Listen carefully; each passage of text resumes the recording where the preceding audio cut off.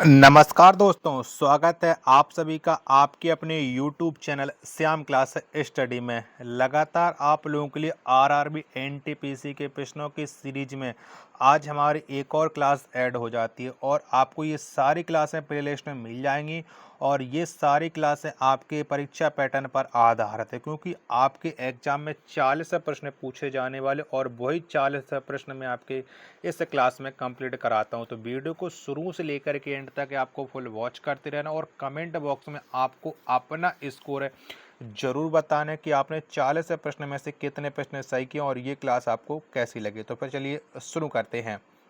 तो पहला प्रश्न आ जाता है आपके सामने, किस युद्ध को जीतने के पश्चात शेर शाह ने दिल्ली में अफगान सत्ता की स्थापना की थी? तो कौन से युद्ध के बाद की थी? तो ये की थी चौसा का युद्ध के बाद, यानी एक का ए ऑप्शन है वो राइट आंसर हो जाएगा।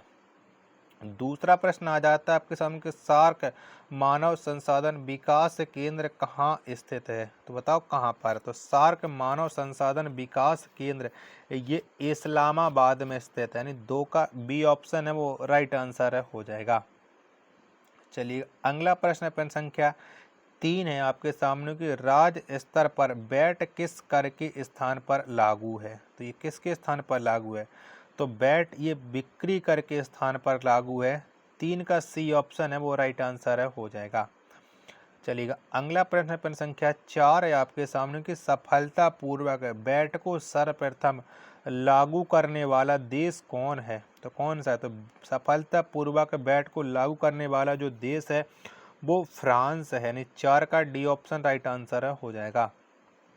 पांचवा प्रश्न आ जाता है आपके सामने कि ज्वाला गट्टा किस खेल के प्रसिद्ध खिलाड़ी हैं? तो ज्वाला गट्टा इनका जो संबंध है वो बैडमिंटन से हो जाएगा। 5 का बी ऑप्शन राइट आंसर। तो छठवां प्रश्न है आपके सामने कि man of blood and iron के नाम से किसे जाना जाता है? तो man of blood and iron के नाम से ऑटो वॉन बिस्मार्क को जाना जाता है। 6 का बी ऑप्शन राइट आंसर हो जाएगा।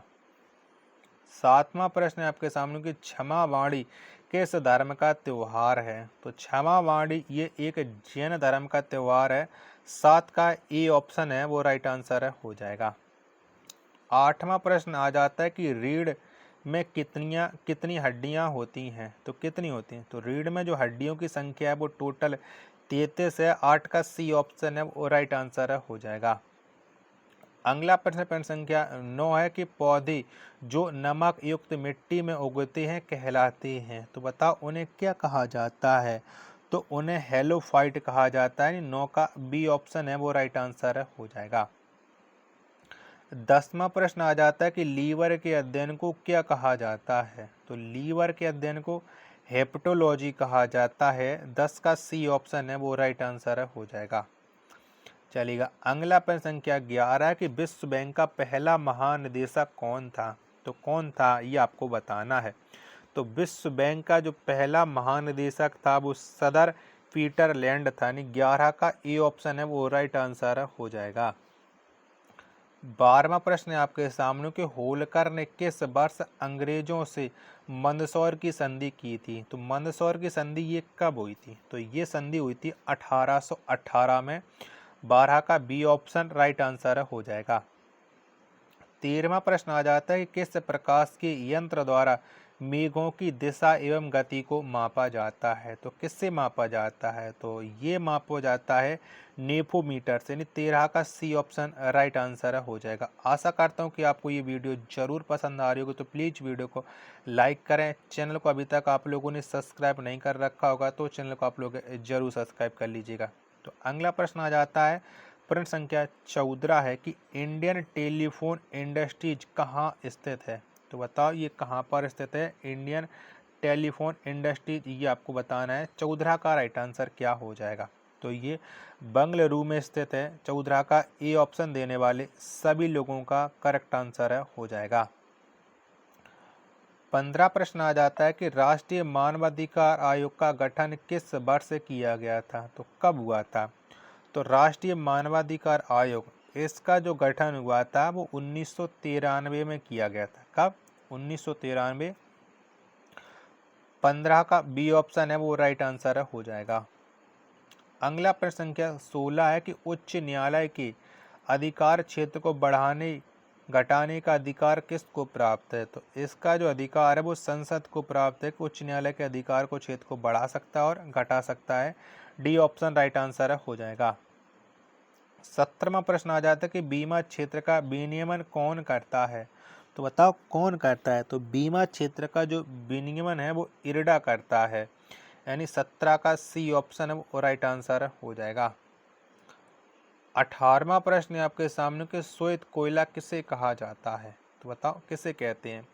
तो श्वेत कोयला ये जल विद्युत को कहा जाता है। 18 का सी ऑप्शन है वो राइट आंसर हो जाएगा।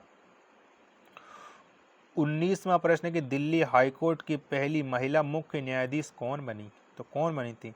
तो दिल्ली हाईकोर्ट की पहली महिला मुख्य न्यायाधीश ये गोरला रोहिणी बनी थी। 19 का सी ऑप्शन राइट आंसर हो जाएगा। 20वां प्रश्न आ जाता है आपके सामने, कथा शरत सागर पुस्तक के रचयिता कौन है? तो कौन है? तो कथा शरत सागर पुस्तक के जो रचयिता हैं वो सोमदेव है, यानी 20 का डी ऑप्शन राइट आंसर हो जाएगा। 21वां प्रश्न आ जाता है आपके सामने कि पर्यावरण के अध्ययन को क्या कहा जाता है? तो बताओ क्या कहते हैं? तो पर्यावरण के अध्ययन को इकोलॉजी कहा जाता है, यानी 21 का सी ऑप्शन राइट आंसर हो जाएगा। 22वां प्रश्न है आपके सामने कि पैन नंबर देने की संस्तुति किस समिति ने की थी? तो बताइए कौन सी समिति ने की थी? तो पैन नंबर देने की जो संस्तुति है वो महावीर त्यागी समिति ने की थी। डी ऑप्शन है वो राइट आंसर हो जाएगा। 23वां प्रश्न आ जाता है आपके सामने कि आसियान दिवस किस तिथि को मनाया जाता है? तो बताओ कब मनाते हैं? तो आसियान दिवस ये प्रत्येक वर्ष 8 अगस्त को मनाया जाता है। 23 का बी ऑप्शन राइट आंसर हो जाएगा। 24वां प्रश्न है आपके सामने कि ओजोन का रासायनिक सूत्र क्या है? तो बताओ कौन है? तो ओजोन का जो रासायनिक सूत्र है वो O3 है, यानी 24 का बी ऑप्शन है वो राइट आंसर हो जाएगा। 25वां प्रश्न आ जाता है आपके सामने कि सल्तनत काल में सदका क्या था? तो बताओ क्या था? तो सल्तनत काल में सदका यह एक धार्मिक कर था, यानी 25 का ए ऑप्शन है वो राइट आंसर हो जाएगा। चलिएगा 26वां प्रश्न है आपके सामने कि सन्यासी विद्रोह कहाँ हुआ था? तो बताओ कहाँ पर हुआ था? तो जो सन्यासी विद्रोह है ये बंगाल में हुआ था, यानी 26 का ए ऑप्शन राइट आंसर हो जाएगा।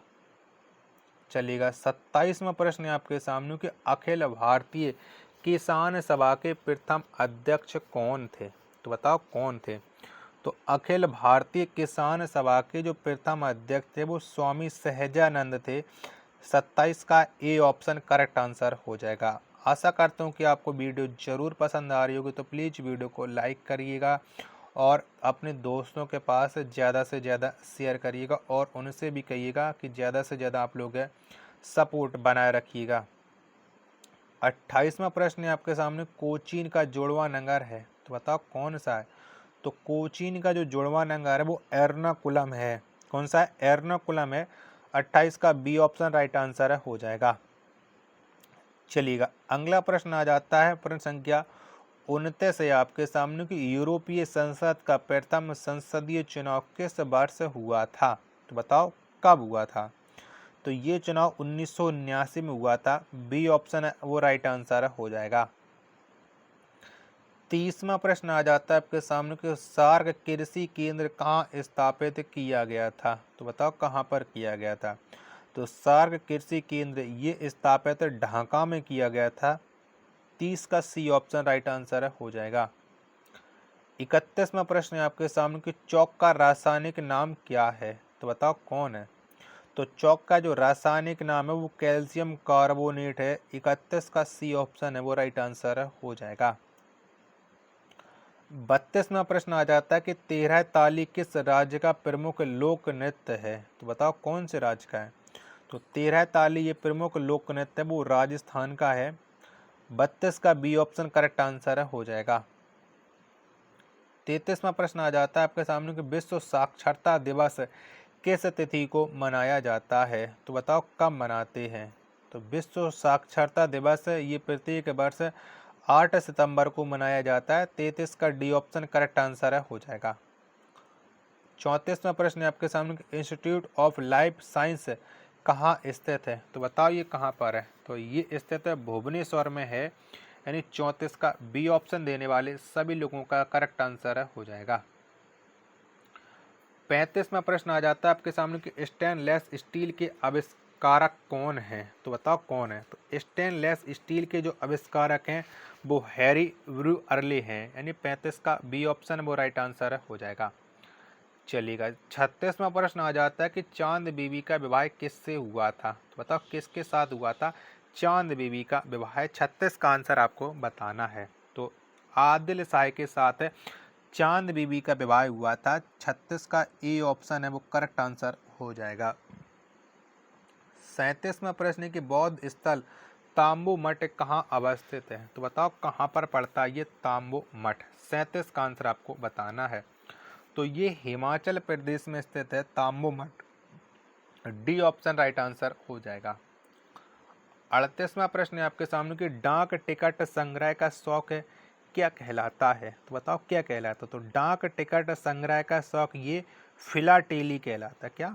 फिलाटेली। 38 का बी ऑप्शन देने वाले सभी लोगों का करेक्ट आंसर हो जाएगा।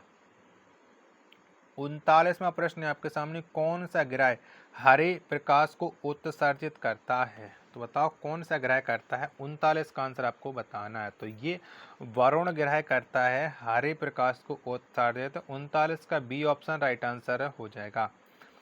40वां प्रश्न है आपके सामने कि हवाई द्वीप समूह किस महासागर में स्थित है? तो बताओ कौन से महासागर में है? तो हवाई द्वीप समूह ये प्रशांत महासागर में स्थित है। 40 का सी ऑप्शन राइट आंसर हो जाएगा। आशा करता हूँ कि आपको ये वीडियो पसंद आ रही होगी, तो वीडियो को आप लोग लाइक कीजिएगा। चैनल को आप लोगों ने अभी तक सब्सक्राइब नहीं कर रखा होगा तो चैनल को आप लोग जरूर सब्सक्राइब कर लीजिएगा। मिलते पर अपने एक और नेक्स्ट वीडियो के साथ, तब तक के लिए धन्यवाद। जय हिंद, वंदे मातरम।